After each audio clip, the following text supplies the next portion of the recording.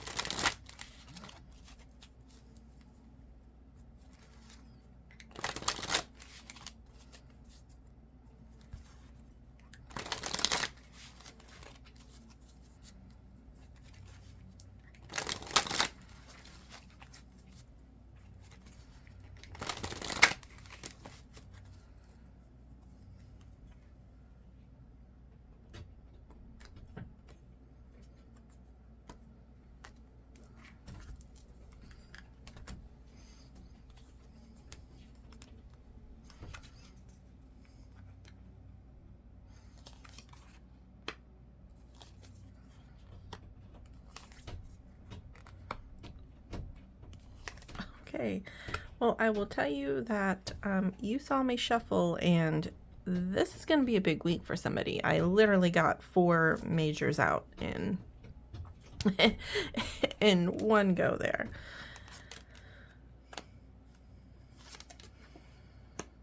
Okay. So let's look at the start of our week is beginning off with a resistance to change, a resistance to transformation, a resistance to let go of something that is long overdue for being let go. We need to stop resisting these things because we fear that they are going to be bad. While it may upend your world a little bit, it is going to end up being for the better. But when we resist the change, it really does make things a hell of a lot harder for us. After that, we actually go into the Hangman in reverse. And what's interesting is that in the way that cards are in the deck, the Hangman actually comes before the Death card. So what's interesting about that is that we have been resisting, we're starting out our week strong, resisting a change, resisting something that needs to be adjusted. And then we're going into this Hanged Man card where we're almost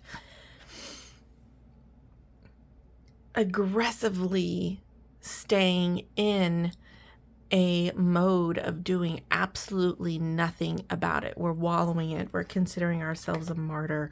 We're making a big deal over it.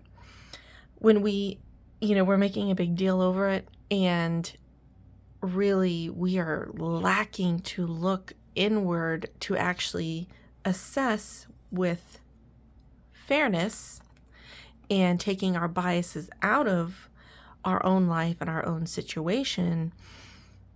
And we come to a place midweek where maybe you are starting to reflect back and say, maybe I really do need to take this contemplation more seriously, because the resisting that I've been doing is not okay. What we really want to see is we want to see how we deal with making our own assessment. And that sometimes might even mean that you need to bring another person in to help you view this from an angle without biases. Whatever it is that you are resisting the change to, you have not been willing to see why it needs to be changed. And we get to midweek and we come to some sort of moment of clarity, of actually saying, I'm going to take a moment, I'm going to actually think about this for once. Something is happening midweek that is all of a sudden going to give me this urge to say, I know I've been a little unjust to myself in this situation, and I am now going to look at it from a non-biased perception and move forward.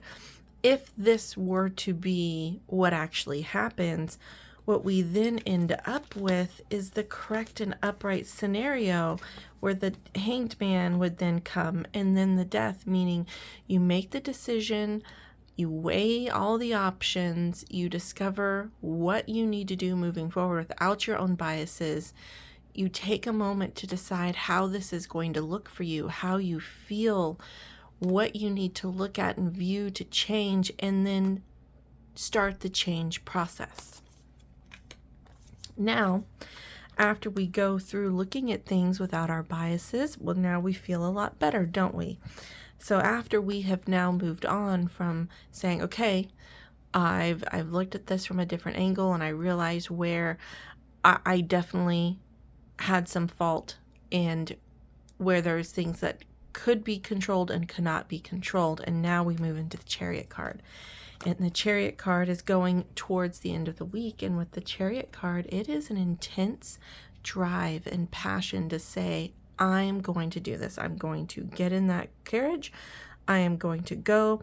He's not even using reins with these horses. He is using his sheer willpower and passion and drive to achieve whatever it is that he has set out to do, that he doesn't even need to guide those horses. They are all on the same wavelength. The inner and outer versions, inner and outer parts of ourselves are now on the same wavelength with the direction that we are going, because we have taken the time to now consider and look at things fairly from a non-biased perspective.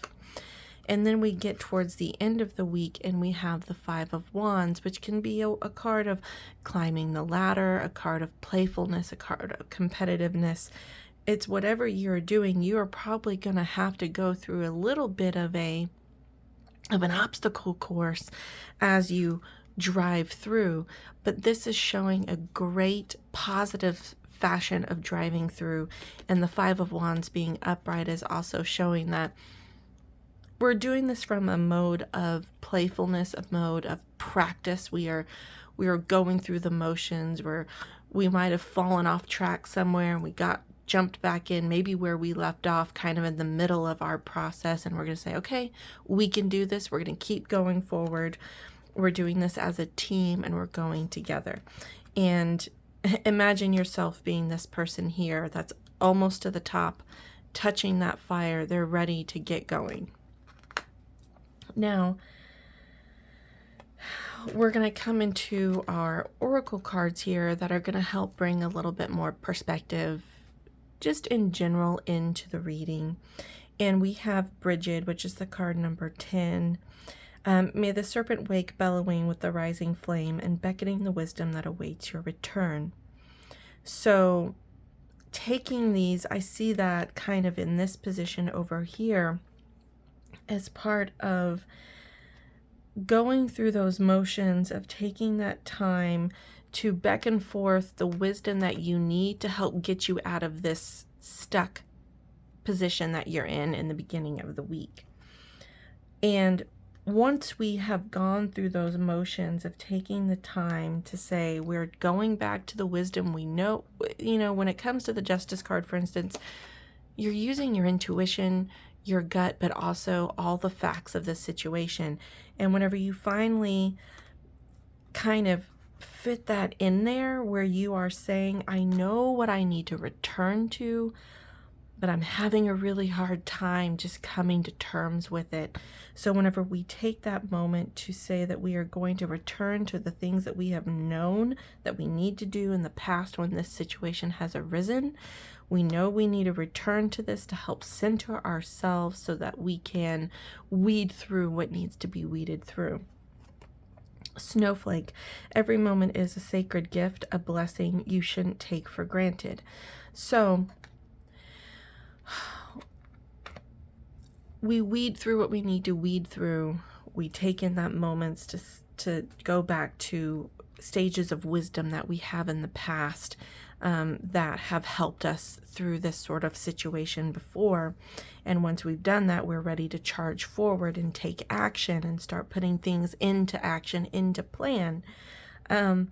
And it still might feel like I'm at the beginning of this journey. Are you still feeling like you're stuck at the beginning of this journey? And I want you to know that taking the step forward to say, I'm getting back on the wagon, I'm getting back on track, I'm getting back on the plan, I'm getting back in the game, that just taking that step in general to do that is a blessing and a reason to celebrate and not to take things for granted. I hope this reading helps somebody with their week. I'd love if you dropped a comment and let me know how it went for you. I am always happy to hear. I hope everybody has a wonderful week. If it's cold and disgusting where you are, I hope you are able to stay warm. I grant all of my untamed souls a good evening.